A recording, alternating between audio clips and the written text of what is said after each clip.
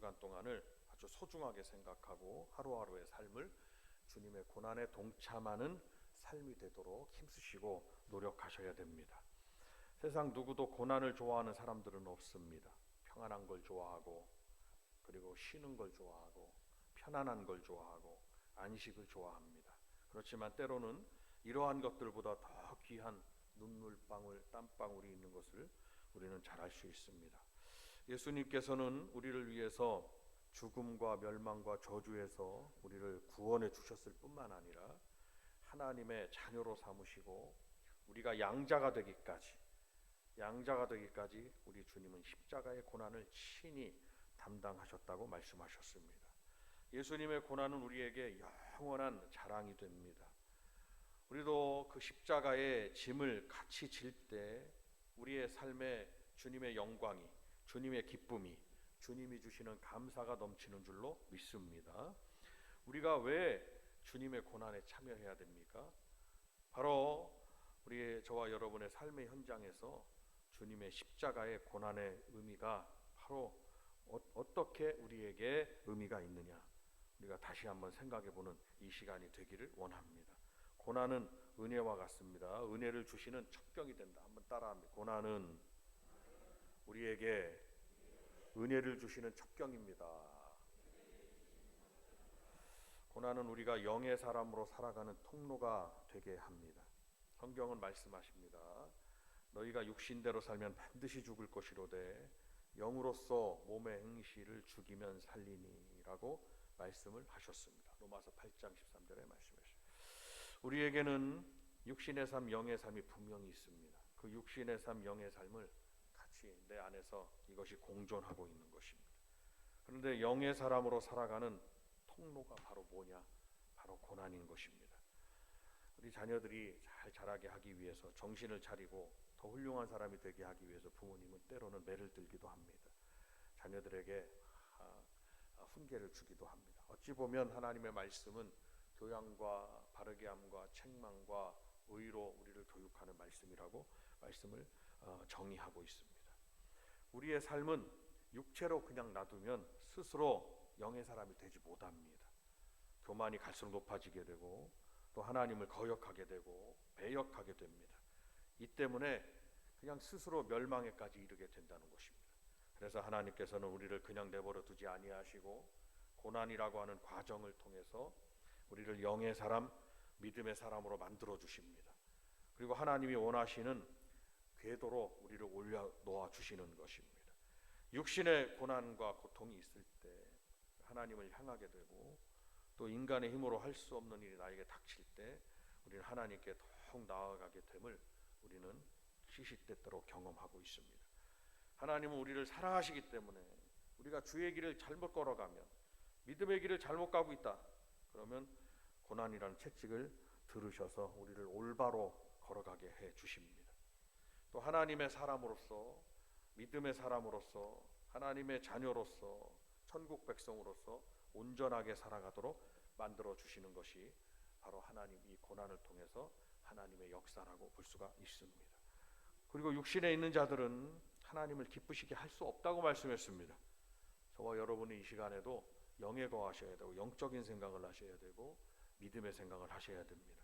육신적인 생각들, 육신의 염려와 육신에 관한 모든 것들은 내려놓으시길 원합니다. 주님께 다 맡겨놓으시기를 원합니다.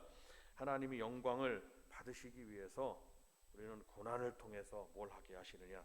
주님 앞에 더 무릎을 꿇게 하시고 말씀을 의지하게 하시고 그리고 하나님만을 바라보게 하시는 것입니다. 고린도전서 2장에도 육에 속한 사람은 하나님의 성령의 일들을 받지 아니한다고 했습니다. 이것들이 그에게는 어리석게 보임이고 또 그는 그것들을 알 수도 없나니 그러한 일은 영적으로 분별되기 때문이라라고 고린도전서 2장에 말씀했습니다. 육신은 하나님의 영의 일을 생각지 않는다는 것입니다. 과연 믿음의 타락이란 무엇일까라고 생각해 보았습니다. 이는 영의 일을 생각지 아니하고 믿음의 일을 생각지 아니하고 또한 성령의 일을 생각지 아니하고 성령님을 따르지 아니하는 것이 믿음의 타락이라고 볼 수가 있습니다. 말세의 교회는 점점 세속화되어 가고 있습니다. 성도들이 믿음을 지켜가는 것이 아니라 믿음을 잃어가고 있습니다. 이러한 말세의 현상이 우리 교회에는 나타나지 않기를 원하고 기도하고 있는 것입니다. 우리 성도님들은 더욱 이 속에서 썩어져가는 세상에서 소금은 그것을 지켜주는, 부패하지 않게 만드는 물질이 되죠. 깜깜한 어둠 속에서 그 빛은 더 빛을 발하죠. 그것처럼 말세의 교회에 들어와 있는 세속화 물결에 우리 성도님들이 물들지 않으시기를 원합니다. 즉 영적 상태가 막 떨어진다는 것을 의미합니다. 그래서 유다서 1장 18절에도 마지막 때에는 자기의 경건하지 않은 정욕대로 행하고 조롱하는 자들이 있으리라 라고 말씀했습니다. 그리고 그들은 교회에서 분열을 일으키고 성령이 없는 육계에 속한 자가 아니냐, 이렇게 유다서에 말씀해 주시고 있습니다.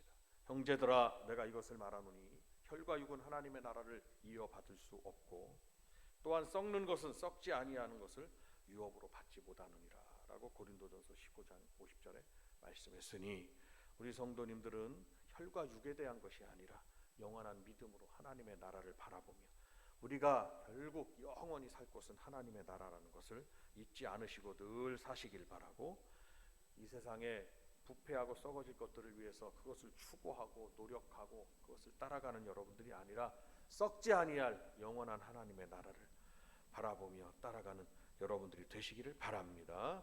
하나님은 고난을 통해서 우리 육신을 쳐서 복종하게 하십니다. 그리고 겸손하게 하시고 이를 통하여 하나님만 의지하고 더 하나님 앞에 매달리게 하십니다. 그리하여 결국은 이 고난을 통해서 하나님의 영의 사람으로 만들어 가신다는 것을 믿으시기를 바랍니다. 믿는다고 하면서도 육신적이면 다 딴짓을 하신다 이 말입니다. 딴짓이라는 건 말씀은 여기서는 신실한데 나가서는 세상 사람처럼 똑같이 하시면 안 된다 이 말씀입니다. 아멘입니까? 말씀의 사람이면 교회에서나 가정에서나 같으시려고 노력하셔야 된다. 근데 주변을 돌아보면 일생을 주님을 섬기던 사람들이, 일생에 하나님 앞에 부르짖고 기도하는 분들이 세상에서 물들어 있다면 얼마나 하나님이 안타까워요. 죄라는 것은 감춰지지 않습니다. 죄라는 것은 드러나게 돼 있습니다. 참 신기하죠. 다윗이 감추려고 얼마나 노력했는지 이루 말할 수가 없어요, 자기의 잘못을. 근데 어떻게 합니까? 하나님은 다 보고 계시다가 하나님은 선지자를 보냈어요. 하나님의 종의 눈에 제일 먼저 띄게 만든다. 참 안타까운 거예요. 하나님의 종이 성도들의 치부를 드러내가지고 그가 잘못됐다고 말하고 싶은 종은 한 사람도 없습니다. 감춰주고 싶지. 그러나 하나님은 왜 다윗에게 하나님은 말씀하게 하셨느냐? 그가 거기에 빠져있지 아니하고 돌이켜 나오기를 원해서 말씀하게 하신 거예요. 성도님들이 이 말씀을 가만히 생각해 보면 하나님은 우리를 사랑하사 하나님은 영적인 사람이 되게 하고 믿음의 사람이 되게 하고 우리가 잘못된 길로 걸어가다가도 다시 주께로 돌아오기를, 그래서 그를 구원해 주기를 원하시기 때문에 우리 하나님은 때로는 고난을 통해서도 깨닫게 하시고 병을 통해서도 깨닫게 하시고 또 자신을 돌아봐라 이 말씀. 돌아봐라. 물질의 어려움도 주셔가지고 이만큼 풍성하게 살게 하신 하나님 은혜를 감사치 못하고 하나님 은혜를 감사치 못하고 불평했던 나의 모습을 생각하는 거예요. 어떤 사람이 이런 성경 주석가가 있는데 이런 얘기가 있습니다. 여러분이 아실는지 모르겠어요. 그가요 집에 가다 강도를 만났어요. 지갑을 다 뺏기고 그냥 다 강도 만났습니다. 집에 와서 하나님께 그가 어떻게 나에게 이런 일이 있습니까? 라는 것이 아니라 무릎을 꿇고 감사기도를 드렸다고. 뭐라고 드렸을까요? 가만히 생각해 보니까 저도 거기에 동의하는데, 첫 번째, 지금까지 강도를 한 번도 안 만나게 하시고 오늘 처음 만나게 하신 걸 감사했다. 두 번째는 지갑만 빼앗기고 내가 몸이 상하거나 목숨을 빼앗기지 않은 것을 얼마나 감사한지 몰라. 생각해 보니까.